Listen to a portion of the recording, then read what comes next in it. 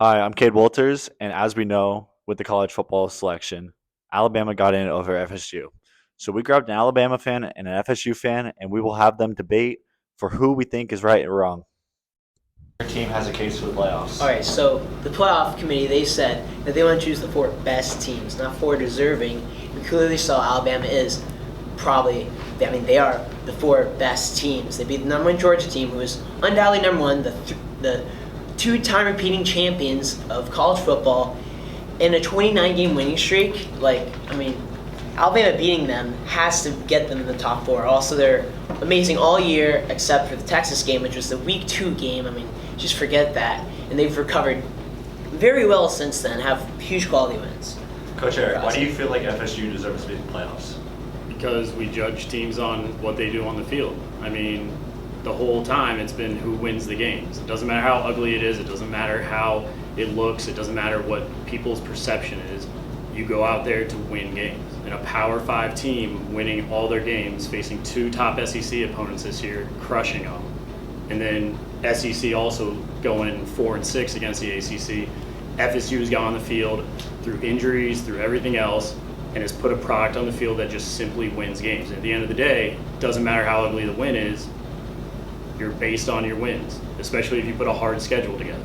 So FSU has gone out and done everything they should. And if we're saying that that doesn't matter, then that's fine. We can apply that to a bunch of other stuff. If the soccer team goes undefeated this year and we have a committee and they just say, we don't think they're one of the best teams, and they get left out, I'm sure Bodie would think that's unfair. But we should be doing it off the product, off the field, not a room full of 13 random old dudes that think they know who's the best team. Well, basing off schedule, you said FSU is a hard schedule, but they're ranked 55th in the strength of schedule. Alabama is 5th in the strength of schedule. And with the wins, Bama's quality wins are number 6 Georgia right now.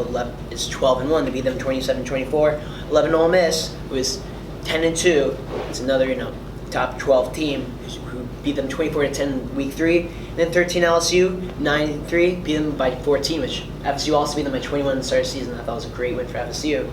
And then 21 Tennessee, who is 8-4 and beat them by 14 in Alabama. So these are huge wins for Alabama, and SEC, the level is just insane, especially going to away games or home games. It's always been a competition. The SEC has been known to be the number one conference in Power 5, since it's Power 5 whole thing started in the 90s. It's always been known as a power conference. Teams don't want to go in there. They want to be in it because they usually knock each other out. We usually see that. It could have happened this year, but FSU... I agree. The SEC is the best conference, they're the toughest, and we went 2-0 against the SEC, smoking those teams, and the ACC went 6-4 against them. So the stats are good too. You're saying Bama's got these quality wins. Look at these quality wins out here. And then if you pulled up FSU stats on the games, guess what? They all say wins. They all say dubs. They all say that we continue to win no matter what. And if we're looking at the games, because apparently it's going to, FSU doesn't look that good this year, Bama has looked terrible at times this year. Terrible. They barely got out of USF, who is now in a bowl game, congrats to USF, but they barely got out of USF. They should have lost to Auburn. They look terrible, and Auburn is a terrible SEC team. And they have not looked good all year. The QB, if we're talking about QB play, has looked less than average, if not bad, borderline benchable early in the year. He's gotten a little better, but he's been borderline benchable. If it wasn't for Auburn not knowing how to play defense on the last play of the game, rushing 2 guys, having a QB spy for some reason on a 30-yard play, and then not covering a guy in the back of the end zone, this wouldn't even be a discussion because Bama hasn't looked good. They haven't been crushing people. They're not the Bama of old.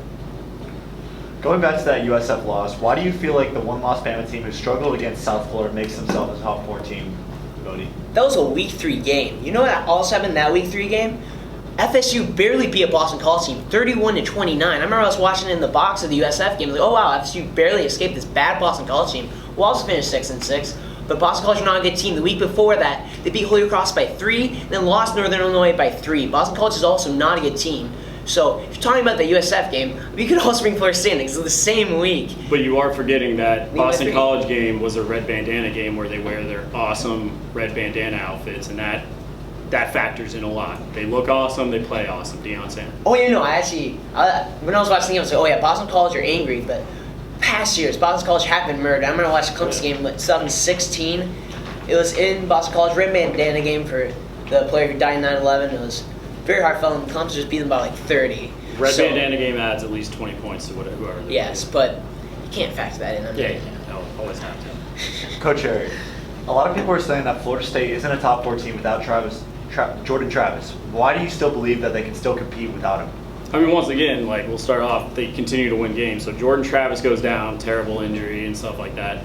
But then the backup comes in, struggles at first. But all backup QBs usually struggle out the gate. I mean, you can even look at the Cincy QB in the NFL this year. He struggled, and then this week he absolutely lit it up. He was getting his feet under him. Florida laid, after spitting on a guy, Florida laid an absolutely dirty hit on him, knocked him out with a concussion, which was unfortunate. And a redshirt freshman came in and got us a win against, honestly, a very good Louisville team who's been a little up and down, but has been strong all year and has been putting numbers up, and we held them to 6 points. So at the end of the day, the backup Rodmaker would be in, and he's been playing okay. But if you look at the other side of stuff and how good our team is, we beat Florida and we beat Louisville behind a really good defense that when they rally, they just hold teams to low numbers. And college football and sports is all about who can win the game in front of you. It doesn't matter who you think's going to win. Doesn't matter what the spread is. Doesn't matter anything like that. Washington was a 9.5 dog to Oregon, and they beat them outright. So if we're doing this committee thing, Washington should be out because we don't think Washington's that good. Because if we're just saying, oh, we think these 4 teams are the best, if we did it the week before, Washington would be out because they were 9.5 dogs. But you go and play the game, you have upsets, it's amazing, it's college football, and the team we have continues to find ways to win. So you can't tell me that we couldn't go out and find a way to win against a Michigan team or a Washington team or Texas, whoever they would have done the matchups against during that game. But I don't think Florida would even pose a fight. I mean, against But yeah, that's all hypothetical. That's Louisville, what I mean. the FSU QB was 8 for 21 for 55 yards. That's not a playoff QB.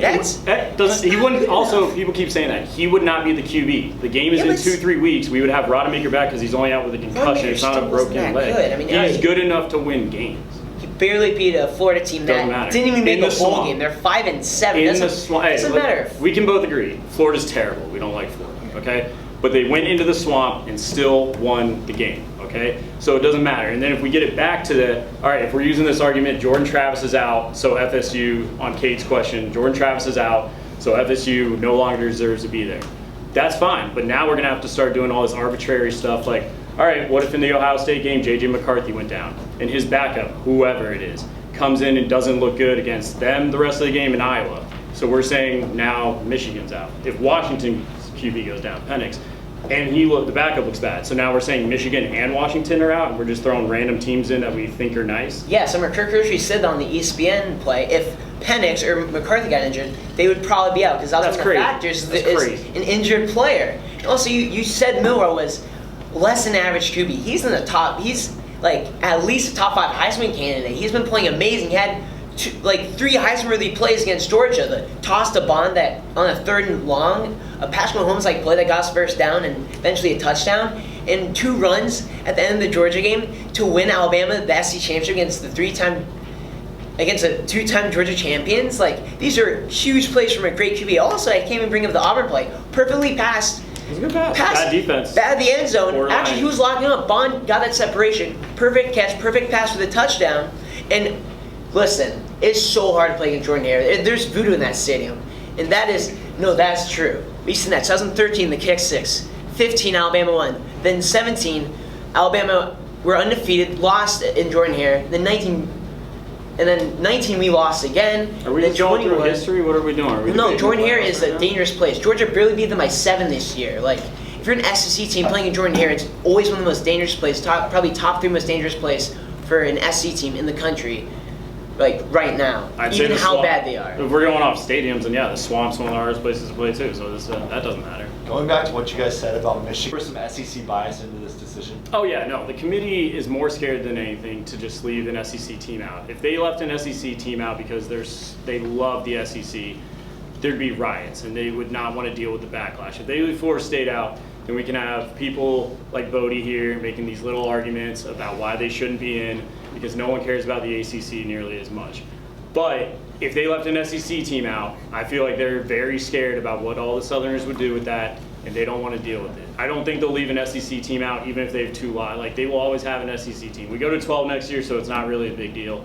But I think no matter what, they're going to have an SEC team in, and there's definitely bias there. But there's definitely bias in the SEC, but you have to remember, like, Alabama beat like one of the best team in college football for the past 3 years. That's a huge win. And also, FSU they also have to now deal with FSU fans crying on every Heisman page, like, oh, well, if Jordan Travis is so important to FSU, he should be in the top of Heisman, when he was not better than Penix or Nix or Jane Daniels, even though Travis is obviously on a better team. Did we beat Jane Daniels? I forget.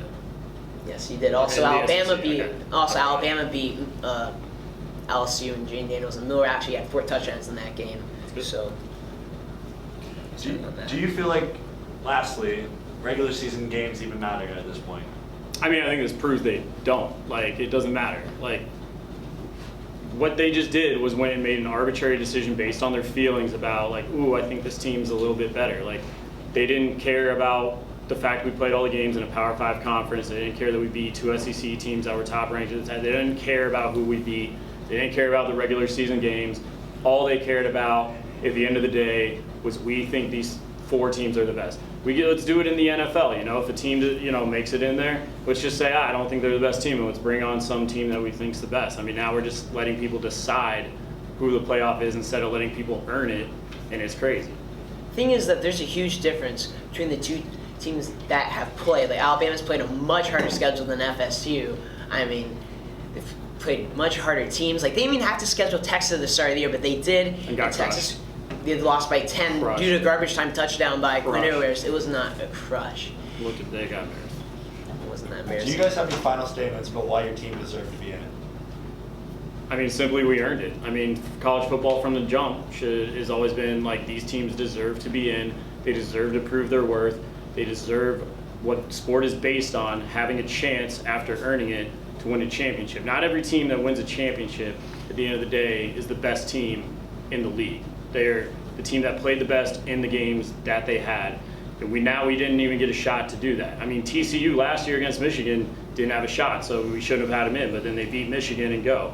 And then at the end of the day, yeah, they lost the championship, but they won that first game. They won that first game, and they said, hey, they didn't have a chance. So FSU has a chance against Michigan too, or whoever we would have gone against. And the average, my whole thing is, how long has the college playoff been around now? 7 years? Something? 10 years since 10 years. 2014. And their whole thing the whole time is, we are putting the best 4 teams in.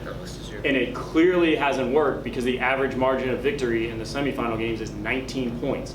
So you just saying we're putting the best teams in hasn't worked as a product, so it should be the most deserving to be there. And then, I mean, yeah, that's it. They've done deserving for Cincinnati. I mean, like 2 years ago, Cincinnati got blown out. Notre Dame got blown out by Alabama. I mean, they don't want to put these teams that are clearly inferior. They want to have 4 best teams now, which it's going to work because I think this semifinal is going to be one of the best. Like last year, I think it was combined 160 points in all 4 games, and it all went down the wire. It was amazing.